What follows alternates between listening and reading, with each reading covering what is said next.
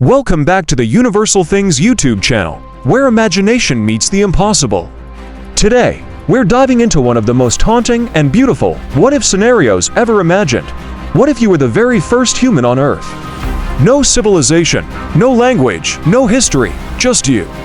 Before we begin, make sure to like, comment, share, and subscribe, because this journey might just change the way you see humanity itself. Picture this: you awaken under a vast prehistoric sky. The wind hums through ancient forests, and somewhere in the distance, a beast's cry echoes. You open your eyes and realize something profound. You are utterly, completely alone. No cities, no footprints, no voices, just the pulse of nature and the sound of your own heartbeat.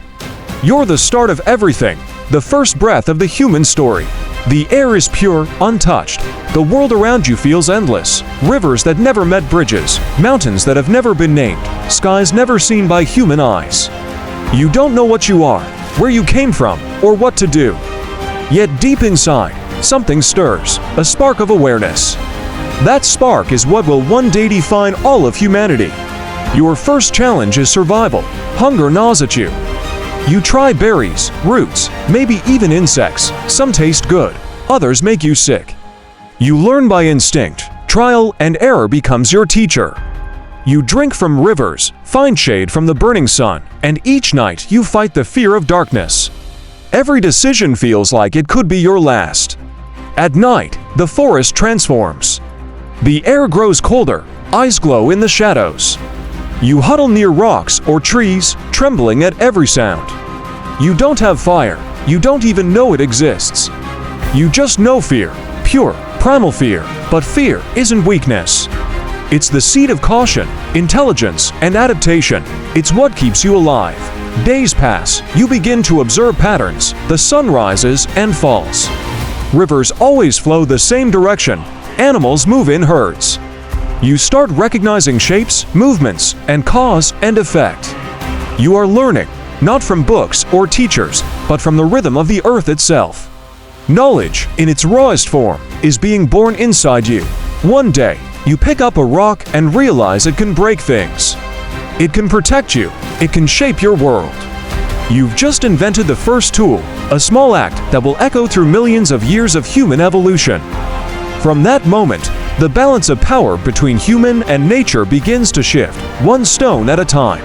Rain pours, you shiver, soaked and weak. You find a cave, cold, damp, but safe.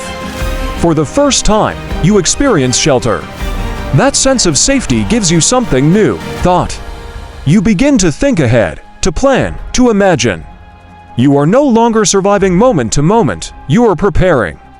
And in that moment, intelligence awakens. Loneliness starts to crush you. You hear your own heartbeat and long for another like you. Someone to share a glance, a sound, a moment. But there's no one, so you talk to yourself. You mimic the sounds of nature. You experiment with noises, grunts, hums, syllables. Language begins, not from communication, but from loneliness. Then one night, lightning splits the sky and sets a tree ablaze. You watch, mesmerized by the glowing fire. You approach cautiously, feeling warmth, seeing light chase away the dark. You touch it, it burns. You retreat, but curiosity wins. You learn to keep it alive, to use it. Humanity's greatest ally of fire is now in your hands. With fire, you cook food. You discover warmth, light, and safety. The night is no longer your enemy. You sit by the flickering flames, staring into them, thinking, maybe for the first time, about your existence. Who am I? Why am I here? That's not just curiosity.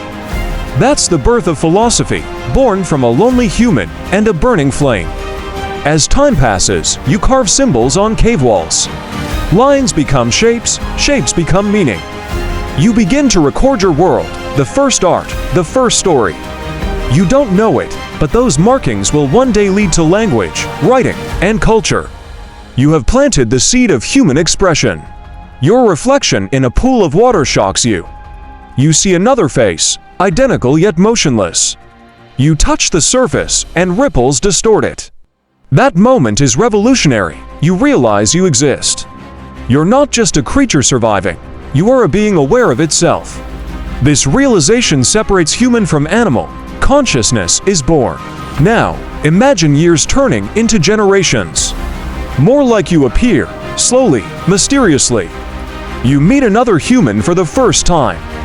The fear, the wonder, the connection, it's overwhelming. You share food, gestures, sounds. That moment creates society, the beginning of friendship, love, and trust. Together, you hunt, you build, you protect one another. Your shared experiences create memory, identity, and purpose. From to comes a group, from a group, a tribe. Humanity is forming, one emotion at a time.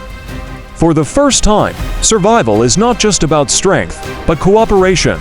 You start to look at the stars differently. No longer as distant lights, but as mysteries. You wonder what they are, where you came from, what comes after death. These questions will one day evolve into religion, science, and the endless search for meaning that defines humanity. Over generations, humans learn to farm, to domesticate animals, to settle. Civilization begins. The wild world slowly bends to human will. The first human's curiosity, your curiosity, has now transformed the planet itself, but with progress comes destruction. Forests fall, rivers change, power grows. If you, the first human, could witness what your descendants have become, would you feel proud? Or terrified? We built cities that touch the sky, machines that fly, and networks that connect billions. Yet somewhere deep down, that same primal loneliness still lingers in our souls.